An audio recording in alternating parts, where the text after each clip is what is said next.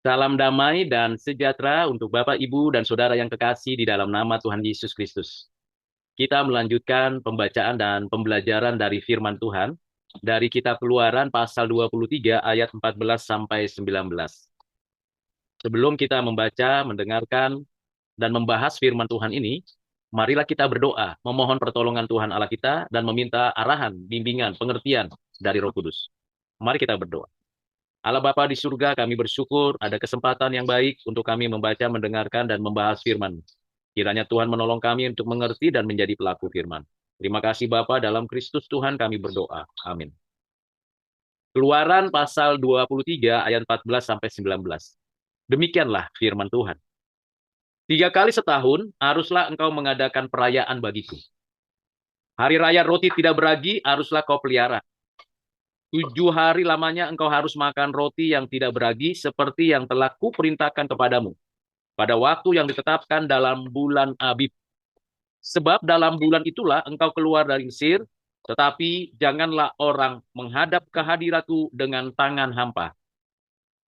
Kau peliharalah juga hari raya menuai, yakni menuai buah bungaran dari hasil usahamu menabur di ladang. Demikian juga hari raya pengumpulan hasil pada akhir tahun, apabila engkau mengumpulkan hasil usahamu dari ladang. 3 kali setahun semua orangmu yang laki-laki harus menghadap ke hadirat Tuhanmu, Tuhan. Janganlah kau persembahkan darah korban sembelian yang kepadaku beserta sesuatu yang beragi, dan janganlah lemak korban hari rayaku bermalam sampai pagi. Yang terbaik dari buah bungaran hasil tanahmu haruslah kau bawa ke dalam rumah Tuhan, Allahmu. Janganlah kau masak anak kambing dalam susu induknya.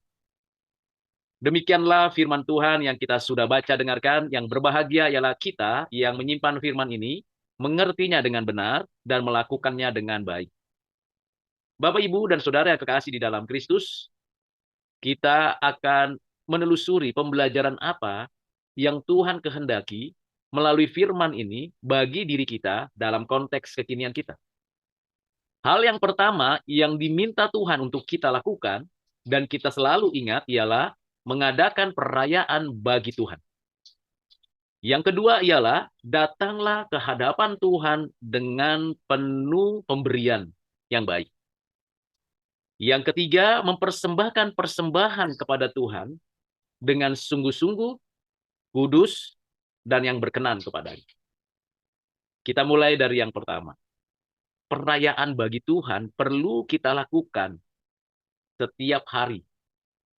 Bersama saudara seiman, setiap minggu. Dan ada waktu-waktunya kita secara gerejawi, institusional, menyelenggarakan perayaan ibadah.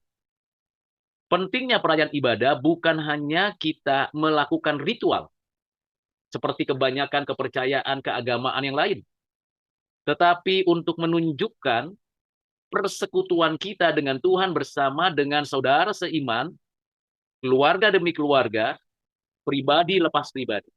Untuk bersama-sama memuji Tuhan, untuk bersama-sama mendengarkan firman Tuhan, untuk bersama-sama berdoa. Apa pusatnya dari semua ibadah tersebut? Tuhan sendiri.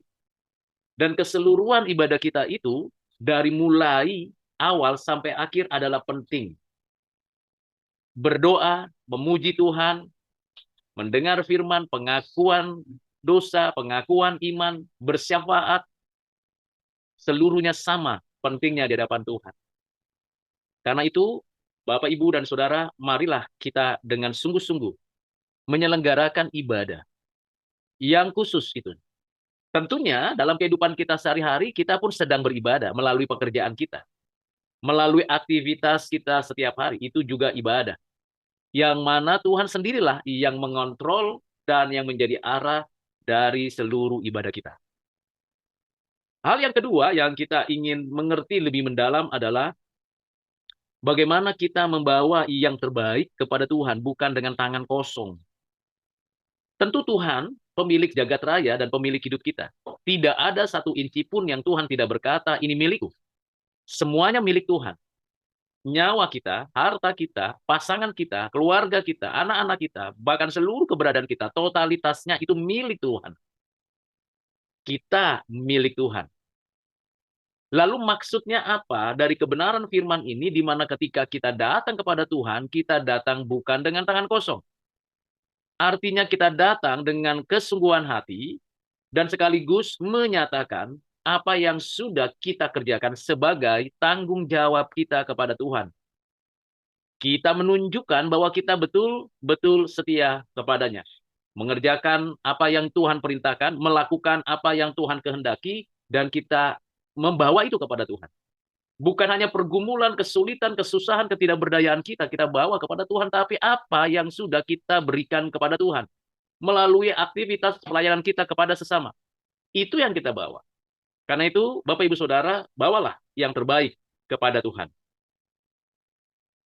Hal ketiga yang perlu kita perhatikan ialah apa yang kita bawa. Dan syarat-syarat apa yang kita perlukan. Tentunya kita membawa yang kita kerjakan, bukan hasil korupsi, bukan hasil penipuan, atau hasil pengemplangan, pajak, penindasan, dan sebagainya manapun yang jahat. Memang ada orang-orang yang tampil menjadi sumber dana, kaya, seperti orang yang sangat berbagi, tetapi ternyata sumbernya dari hasil korupsi, hasil mengemplang pajak, hasil menindas orang lain, hasil tipu, menipu, dan sebagainya. Lalu dibawalah ke gereja, dibawalah ke tempat ibadah seolah-olah orang itu sudah melakukan yang terbaik, padahal itu adalah sampah. Karena itu, Bapak Ibu Saudara, berilah yang terbaik. Apa yang terbaik yang berkenan kepada Tuhan? Ada pengaturannya.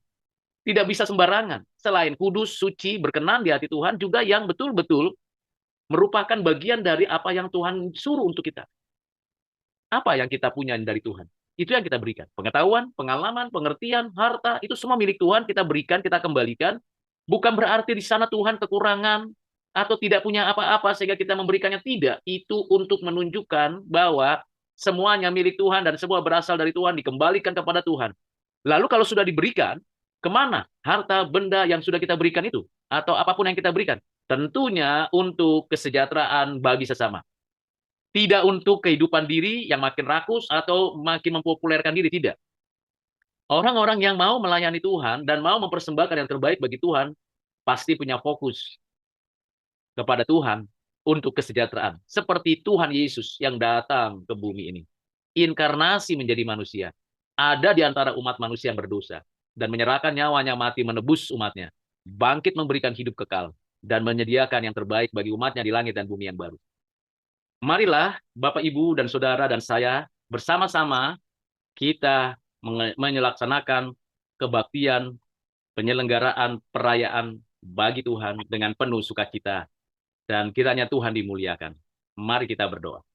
Bapak, terima kasih untuk firman yang sudah kami baca, dengarkan, dan kami bahas. Kiranya kami dapat menjadi pelaku firman dan membagikan kebenaran ini bagi sesama kami. Dengarkanlah doa kami ya Bapak yang kami sampaikan dalam nama-Mu Tuhan Yesus. Amin.